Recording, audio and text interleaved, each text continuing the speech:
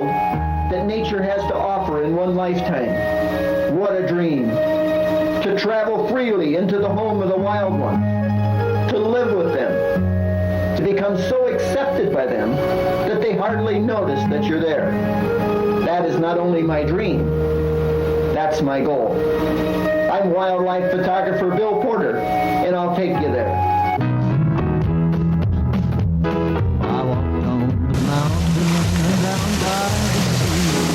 There I saw the man who shared this world with me. We share this world with wild ones, that's the way it's meant to be. We're also meant to save them, that's the power in you and me. I wandered down the valley, crossed to the other shore. There's wildlife all around us, birds and bees and so much more. We're always going to take some, that's the way it's meant to be. We're also meant to save them, that's the power in you and me. Well, I woke up to the sunrise, stood there at sunset too. Still I saw the wild ones, wish you had been there too. For with one touch of nature, the whole world had become kin. This message all around us, that's the way it's always been. Wildlife Unlimited Foundation, thanking you for doing your part to keep our wildlife unlimited.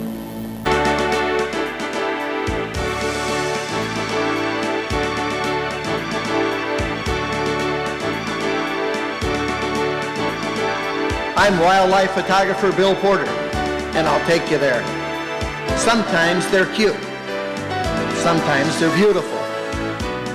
Other times they're simply amazing. But it's always exciting in the wonderful world of the wild ones.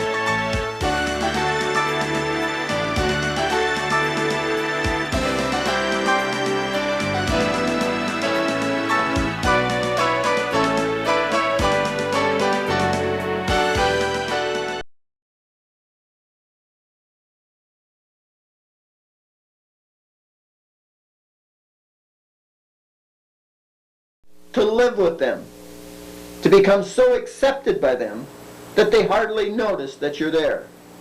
That is not only my dream, that's my goal. I'm wildlife photographer Bill Porter, and I'll take you there. I set out in mid-June to videotape the bighorn sheep. I was especially looking for the ewes and their lambs, but I was also ready and anxious to capture on tape all the other animals the great spirit of Whiskey Mountain would allow. I walked on the mountain and down by the sea. There I saw the many that share this world with me. We share this world with wild ones, that's the way it's meant to be. We're also meant to save them, that's the power in you and me. I wandered down the valley, crossed to the other shore. There's wildlife all around us, birds and bees and so much more. We're always going to take some, that's the way it's meant to be. We're also meant to save them, that's the power in you and me. Well, I woke up to the sunrise, stood there at sunset too. Still I saw the wild ones, wish you had been there too. For with one touch of nature, the whole world had become kin. With this message all around us, that's the way it's always been.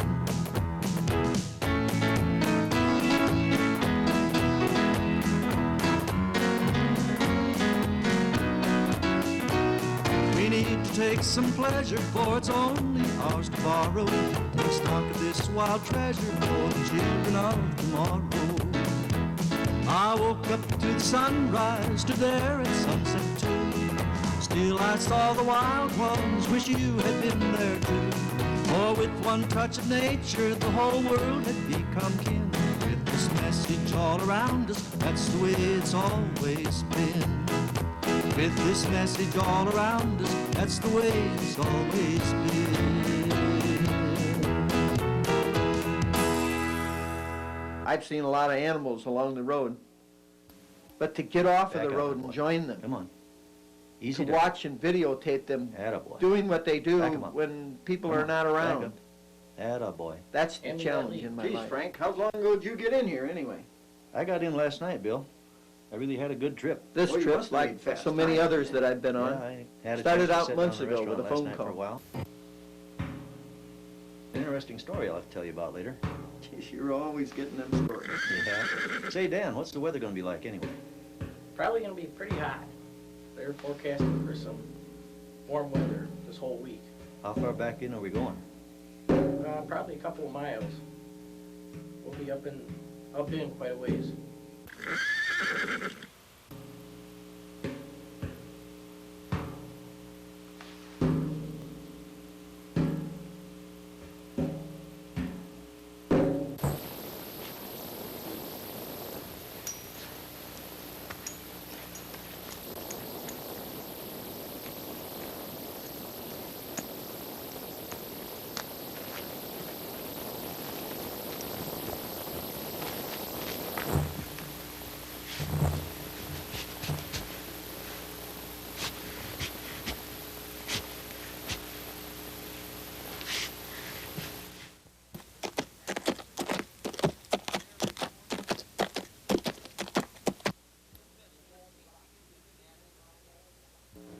In the jagged rocky peaks behind Mount Rushmore, a family of mountain goats were busy licking the lichen off of the rock ledges. Lichen is the mossy substance that grows on the rocks in these areas. I had never seen a baby mountain goat before and was fascinated by the little kids. Goat babies are called kidgins. The older goats climbed the rocks with ease. You expected them to. But the baby, how could he have learned so fast? Mountains present a unique and often unbearable set of conditions which wildlife must adapt to in order to survive. As the elevation increases, the air becomes thinner and the growing season shorter. In general, the cold is not a limiting factor, as many large animals are insulated well against the cold with fur and fat. Most deal with the cold through migration or hibernation. But while the bighorn sheep and the elk migrate down the slopes for the winter, and the bear takes to its den to hibernate, the mountain goat does neither. After seeing a bighorn sheep on top of a ledge near the Needles in Custer State Park, I climbed up for a closer look and got the rare chance to watch two bighorns eating. Their massive horns, which sometimes get as big as 18 inches in circumference at the base and can be as long as 4 feet, leave no doubt as to where the bighorn got its name.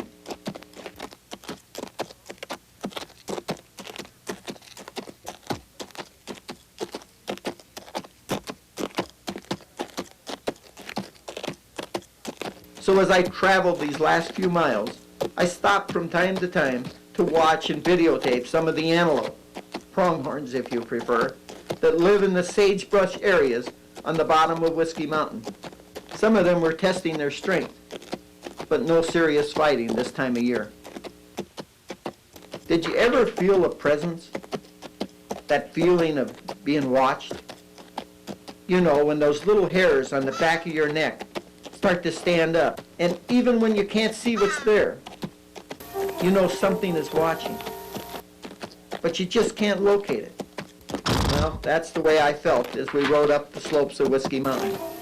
And in the days that followed, I would be aware of that feeling more and more. I've noticed that every place I've been seems to have its own spirit. Maybe it's just the mystery of the unknown. But that feeling here is strong, stronger than any other I've ever felt. It's not a scary feeling, but rather friendly, as a matter of fact, almost welcoming. Still, it's as though I'm being watched. Everyone seems to have some unique quality. For me, it seems to be that animals trust me, take me in, or at least tolerate me. See that old man back there? They just go on living and let me observe their life. I've given up wondering why and just enjoy it. I think we're gonna stop here and rest the horse a little bit. You guys see that old man back there? What old man? Geez, he was right alongside it. He was up on that hill. You're seeing ghosts, Bill. That's probably the old prospector from the legend. What legend is that? Well, it's not my tale, Bill. This is the one I heard down in the restaurant last night that I was telling you while we were unloading the horses. Okay, you got my interest. Come on. What's this story all about? Well, the story goes all the way back to 1821, Bill. It's almost become a legend about a man named John. He was an old prospector. Nobody knew where he came from. Didn't even know if he had a family. The only thing these boys said they know is that this old fellow was searching for the mother lode up here on Whiskey Mountain. On this mountain, right? Right up here, you betcha, right up here where we're working. Is there gold around here? Well, they say there is. I've not yet to see any, but they say it's here. Well, if anybody would have found it, old John would have, because they say he knew Whiskey Mountain like the backside of his hand. Almost all his life, he spent right up here on this mountain, tramping its slopes. Scorned the bottomland, figured there wasn't nothing down in there. I say we go down to the Panties, bottomlands. Stuff that trickled Get down. ourselves some of those panties. Never had much to say to people, but he was the kind of guy that'd stand out in a crowd. He had a white beard, clear blue eyes, stood near 6 feet tall, and he was proud. He was a friend to everybody, never turned his back on anybody.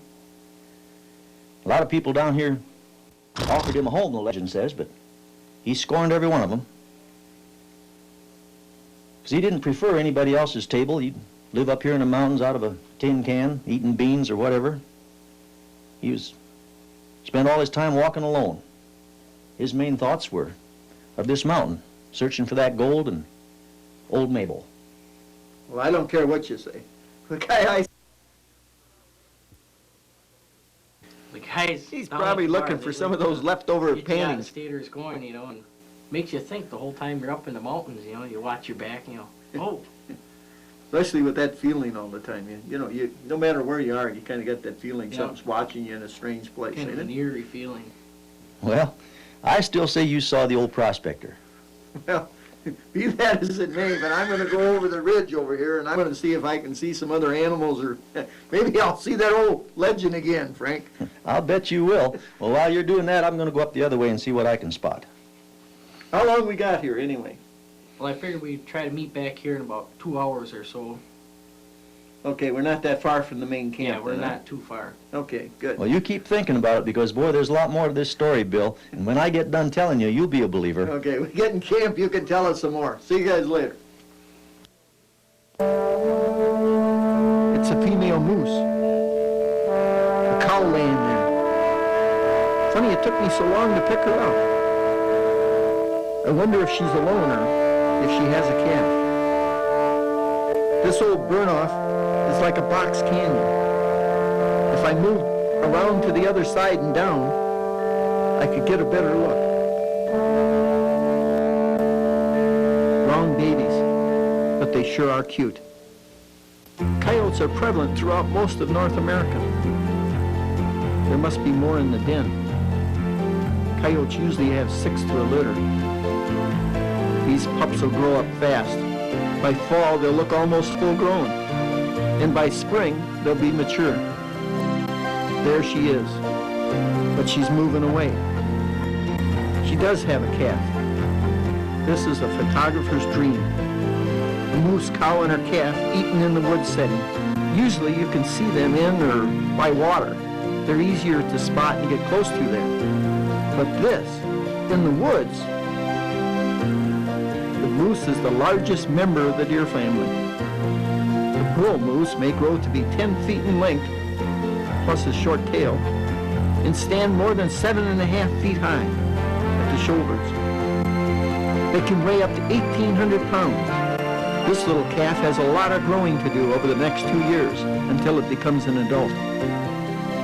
Until then, the calf will stay with its mother. There's a bull moose. He's big, but not yet mature. Mature males do not stay and help raise the young. Probably this is her calf from last year. He'll go on his own next spring. I'd better be getting back to the horses. My 2 hours are almost up. A mule deer fawn still has its spots. Fawns are born with spots to help camouflage them, and are never far from their mother who also raises them without the help of the males. Now I will be late. Frank and Dan will be wondering where I'm at. There's that feeling again. Something's There's a watching me. story told on It's Whiskey so Mountain strong, about a still I man can't see anything. A legendary prospector from 1821. No one knew where he came from or if he had some kin. They only knew the mother lode was what he hoped to win. They say old John knew Whiskey Mountain like the backside of his hand. 'Cause most his life he tramped its slopes, scorned the bottom land. He never had too much to say, yet he'd stand out in a crowd. Beard of white, clear blue eyes, near 6 feet tall and proud. A friend to all old-timers say, he'd turn his back on none. Though many offered him a home, he shunned them, everyone. For the man known only as Old John preferred no human's table. He walked alone, his thoughts of home, Whiskey Mountain, and old Mabel. Did you guys get any good pictures today? No, no sheep anyway. Actually, I got some good pictures, but not any sheep. Well, maybe tomorrow. Well, maybe you ought to ask the old prospector for some help, Bill. Well, I didn't see no old prospector over there. By the way, but I do have that feeling of still being watched. Do you guys have that feeling that you're being watched up here? Yeah. Well, it's got to be the old prospector, Bill. Ah, come on. You're not trying to tell me that story's true. Well, that's how the legend goes.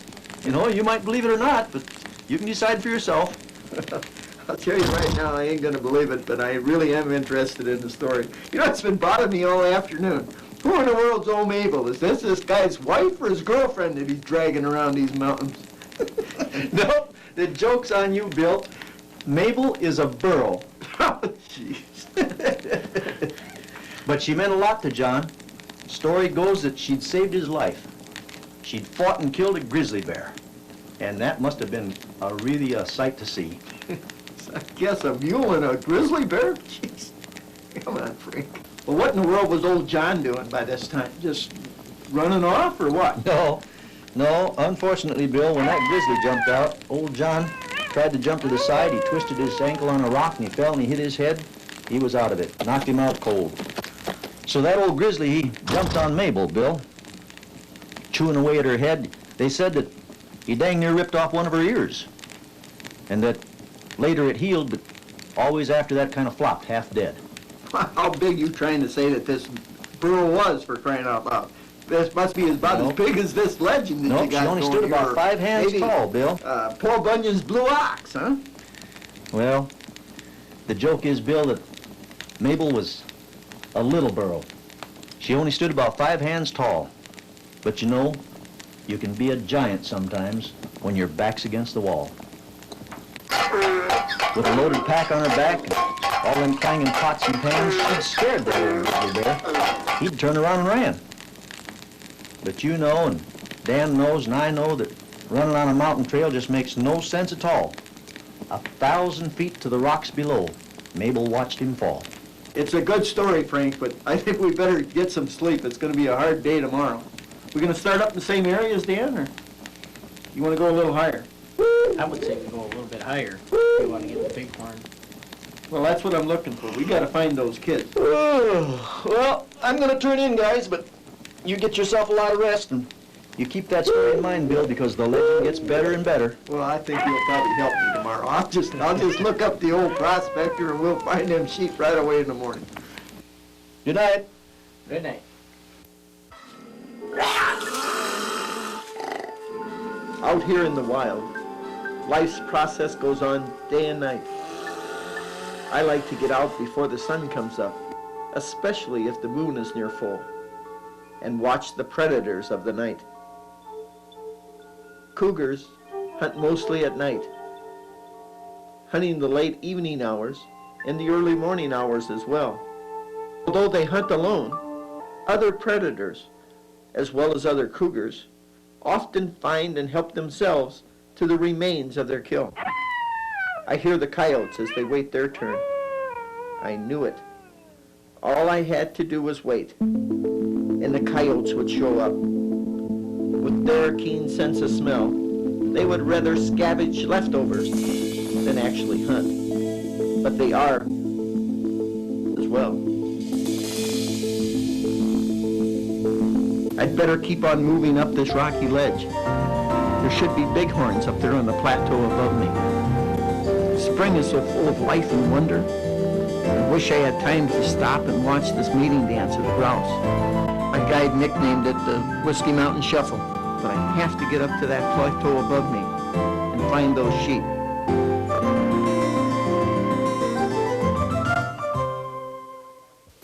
Just as I thought, here on this high plateau, I found the bighorn sheep. Not the little lambs that I've been looking for, but this young ram and a barren ewe that seems to be keeping him company. Young rams and barren ewes often spend the summer separated from the ewes and their lambs, and usually stay in more open areas, as they don't need the rocks to hide their young in. Finally, there they are, way up there across the canyon. Too far to get a good picture, but at least I found them. They're so young, and yet so fast in those rocks. Now I know where to start looking, first thing in the morning. Yeah, I found those sheep this afternoon, but they're way up in the rocks. I didn't get a chance to get some good pictures, but by golly, I'll get them in the morning. I hope so. We're gonna be going back tomorrow. Say, what time was it you wanted us to be back here tomorrow afternoon, Dan? Didn't you say about 2 o'clock? Right. I'll try to have your gear loaded in that tomorrow, and that'll give you a little more time out there.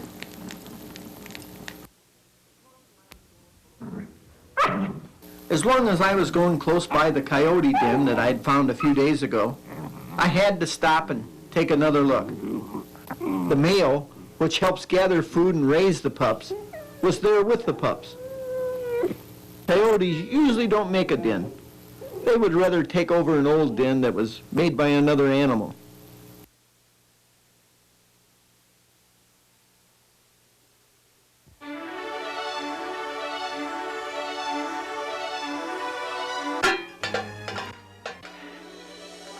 Okay, stand still.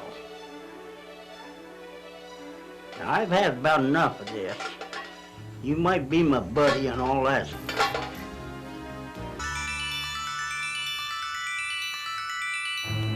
What? Where are you?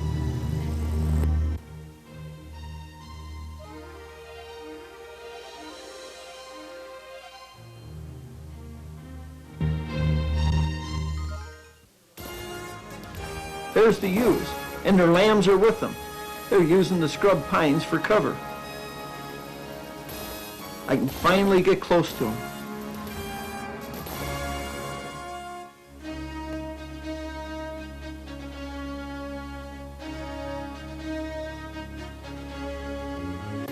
Bighorn lambs are born about the size of jackrabbits, and they jump around through the rocks with the same kind of ease within only hours of being born. Their color varies from brown to buff.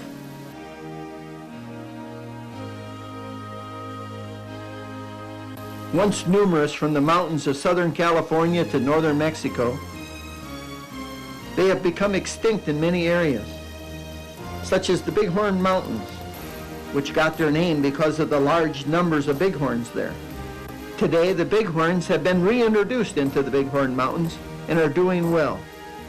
Here on Whiskey Mountain, just out of Du Bois, Wyoming, the largest herds of bighorns thrive. And in the winter, when they're down on the grassy slopes, they can be seen right from the main street of town. Later, as we rode down Whiskey Mountain slopes, I recalled Frank's words and the legend of Whiskey Mountain. Now, Mabel, meant a lot to John. She'd saved his life, you see. She'd fought and killed a grizzly bear, and what a sight to see. The fight had been a vicious one. John Up there, that's what's been watching us, Frank. And he ain't no legend. to the bone. An old grizzly bear, he bit and clawed, chewed at Mabel's head. He almost ripped off Mabel's ear. It healed, flopped, half dead. The joke is, Mabel's just a burro. She stands but 5 hands tall. Look up there. Sometimes you can It's be an a elk giant running up the draw. when your back's against the wall. With a loaded pack upon her back, clanging pots and pans. She'd scared that big old grizzly bear. He'd turned around and ran. But running on a mountain trail just makes no sense at all. 1,000 feet to the rocks below, Mabel watched him fall.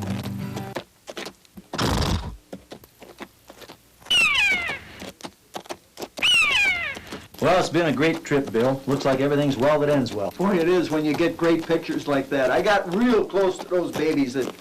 Man, this morning was really nice. You know, I saw that old man again this morning. He was down there.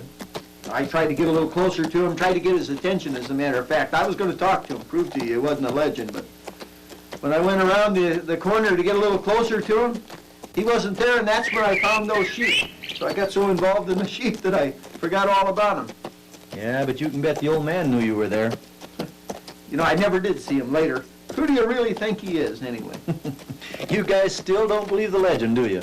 Well, I always say, to each his I own. still don't believe it. But we gotta pick up the pace, though, because we're gonna be coming in way after dark.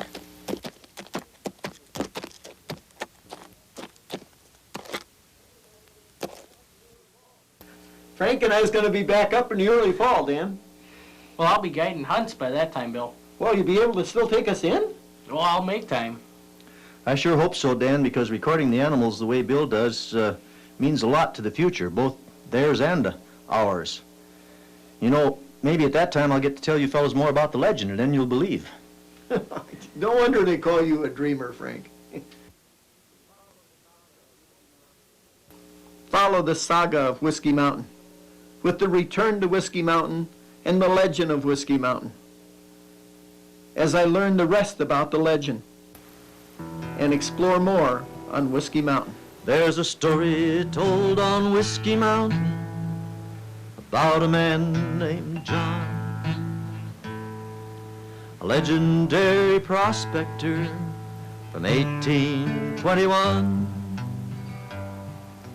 No one knew where he came from, or if he had some kin. They only knew the mother lode was what he hoped to win. They say old John knew Whiskey Mountain like the backside of his hand, 'cause most his life he'd tramped its slopes, scorned the bottom land. He never had too much to say, yet he'd stand out in a crowd. With beard of white, clear blue eyes, near 6 feet tall and proud. A friend to all old-timers say, he'd turn his back on none. Though many offered him a home, he shunned them, every one.